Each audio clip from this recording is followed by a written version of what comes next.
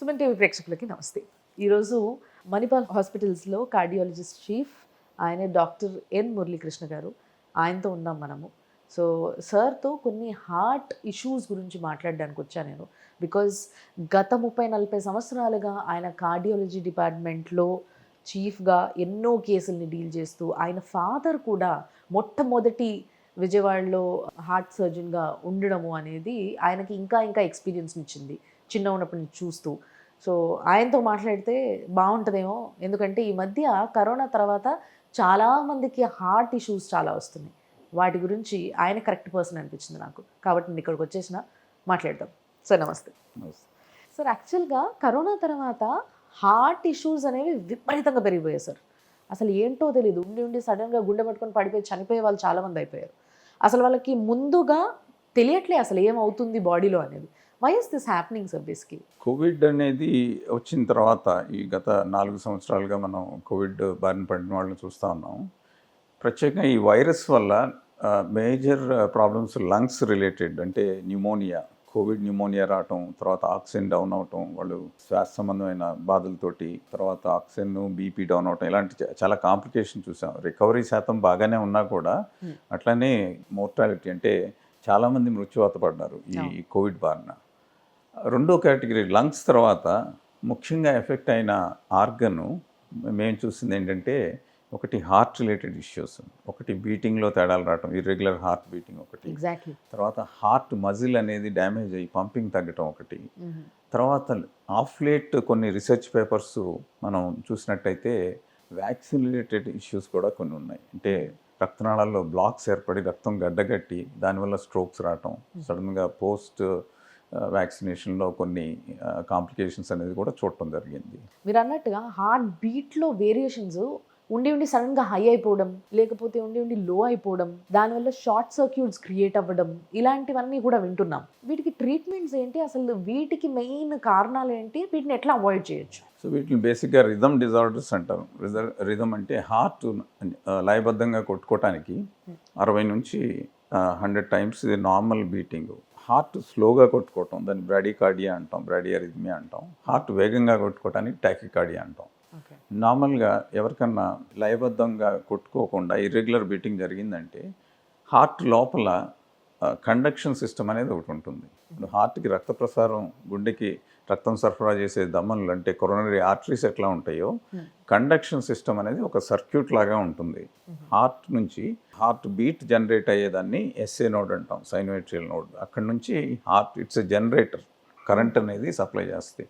ఆ SA node నుంచి ఏవీ నోడ్ నుంచి హిస్ బండిల్ పర్కింజ్ ఫైబర్స్ ద్వారా ఈ సర్క్యూట్ ద్వారా నిమిషానికి 60 నుంచి 90 టైమ్స్ వరకు హార్ట్ కొట్టుకుంటూ ఉంటుంది. అది కనుక ఎఫెక్ట్ అయినట్టయితే ఈ రకమైన ప్రాబ్లమ్స్ రావచ్చు.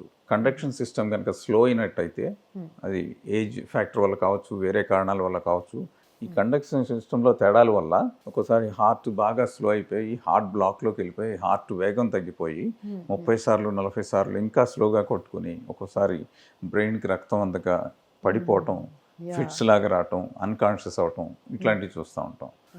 స్లోగానే కాకుండా ఫాస్ట్గా ర్యాపిడ్ హార్ట్ బీట్ని ఇర్రెగ్యులర్ రిథమ్స్ అంటాం. రిథమ్ డిజార్డర్స్లో టాకియారిథ్మియాస్లో ventricular tachycardia, supraventricular tachycardia, sinus arrest, ఇలాంటి కొన్ని రిథమ్ ప్రాబ్లమ్స్ వల్ల ఏంటంటే హార్ట్ వేగంగా 160 సార్లు 200 సార్లు 250 సార్లు కొట్టుకోవటం వల్ల హార్ట్ ఇన్ఎఫెక్టివ్ పంపింగ్ అనేది ఉంటుంది.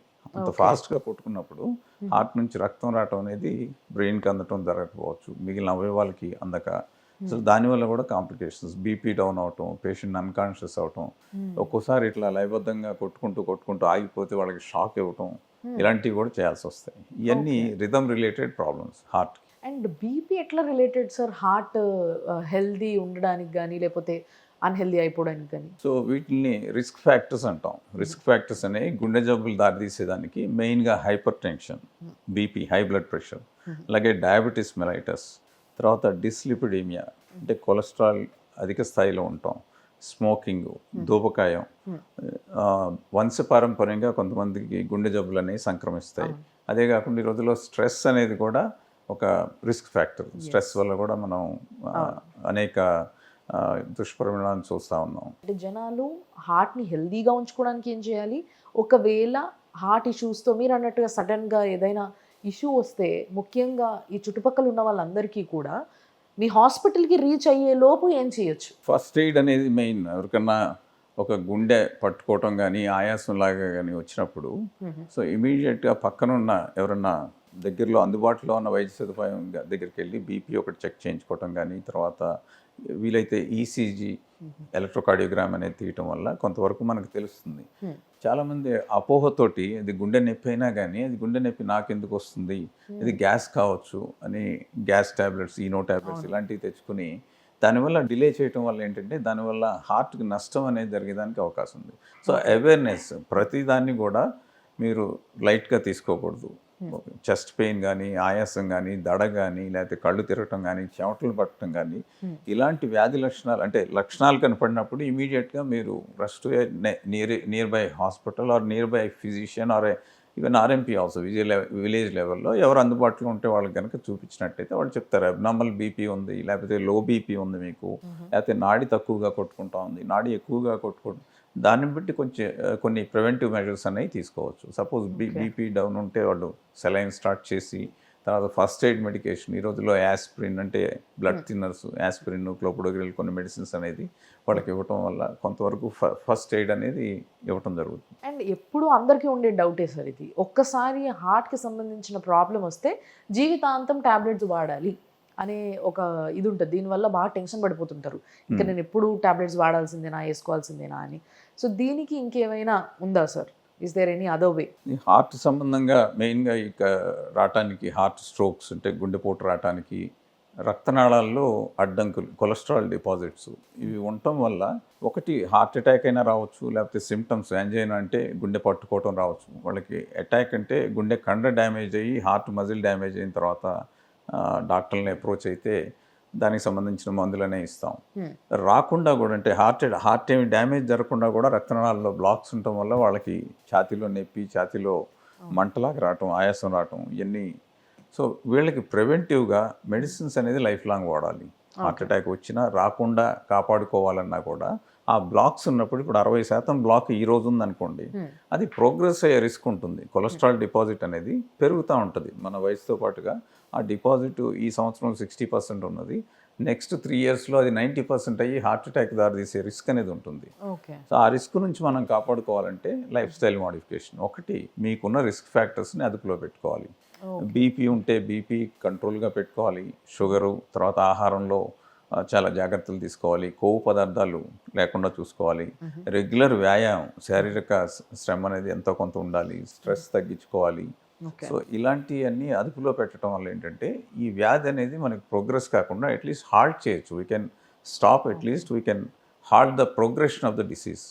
సో ఒకసారి వచ్చాక ఇంకా ఇప్పుడు బీపీ వస్తే దానికి క్యూరేటివ్ మెడిసిన్ అంటూ ఏం లేదు. బీపీకి ఎక్సెప్ట్ కొన్ని కండిషన్స్, ఫియోక్రోమోసైటోమా అలాంటి రేర్ కండిషన్స్లో అది ట్రీట్ చేయడం వల్ల బీపీ అనేది పూర్తిగా క్యూర్ అవుతుంది. కానీ మెజారిటీ 99% కేసెస్లో అధిక రక్తపోటు కానీ, తర్వాత షుగర్ వ్యాధి కానీ, హార్ట్ అటాక్ కానీ, హార్ట్ ప్రాబ్లమ్స్ కానీ వచ్చినప్పుడు మందులు అనేది లైఫ్ లాంగ్ వాడాల్సిన అవసరం ఉంటుంది.